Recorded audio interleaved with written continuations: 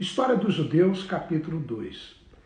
Vimos no capítulo 1 que Moisés ele deu forma e conteúdo para a religiosidade do povo judeu, que professam a crença num só Deus. Isso começou 400 anos antes com o patriarca Abraão, seu filho Isaque e seu neto Jacó.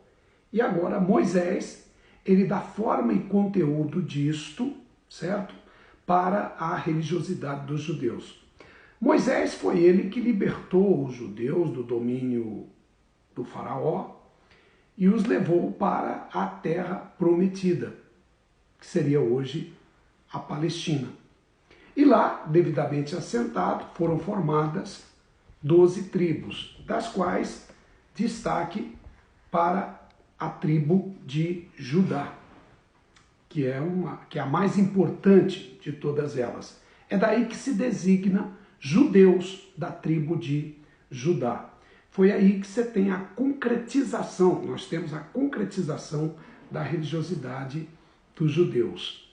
Bom, é importante aqui deixar claro que hebreus deram origem aos judeus, ok? Isso é muito importante. Os judeus, então, permaneceram na região da Palestina por muito tempo, obviamente, e lá acabaram sendo, naturalmente, vítimas da ação externa. Os judeus que se estabeleceram ao norte, foram dominados pelos assírios e os judeus do sul dominados pelos babilônicos, sob o comando, à época, do rei Nabucodonosor II. Então foi nesse período aí. Os judeus, claro, antes de terem sido dominados pelos assírios a partir do século VIII e pelos babilônicos a partir do século VI, vale aqui um registro. Os judeus, eles tiveram uma espécie de monarquia, com destaque para duas regências ou dois grandes monarcas. O Davi, que consta, né, na história de que ele derrotou o gigante Golias, e além de Davi, o rei Salomão. Depois dessas monarquias, né, dessa monarquia de Davi e de Salomão, é que os judeus tornaram-se subordinados pelos assírios, foram escravizados pelos assírios, ou então, um pouco mais tarde, pelos babilônicos. Mas os judeus conseguem se libertar dos babilônicos. Isso depois de Nabucodonosor. Por ocasião, nesse momento, a região onde era a Babilônia foi dominada pelos Aquemênidas, também chamados de persas. E durante a regência de Ciro II, esses judeus, muitos deles voltaram para a região da Judéia.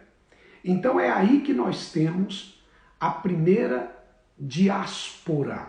Então você tem uma diáspora que se iniciou no século VIII, quando os judeus do norte foram dominados pelos assírios. E essa diáspora ela se encerra no século VI, mais ou menos no ano de 586 a.C., no momento em que Ciro liberta esses judeus e permite que muitos deles voltem para a região de Jerusalém.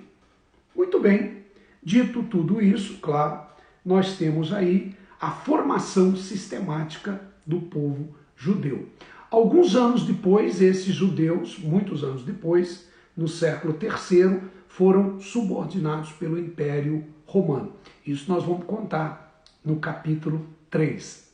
Até o próximo capítulo.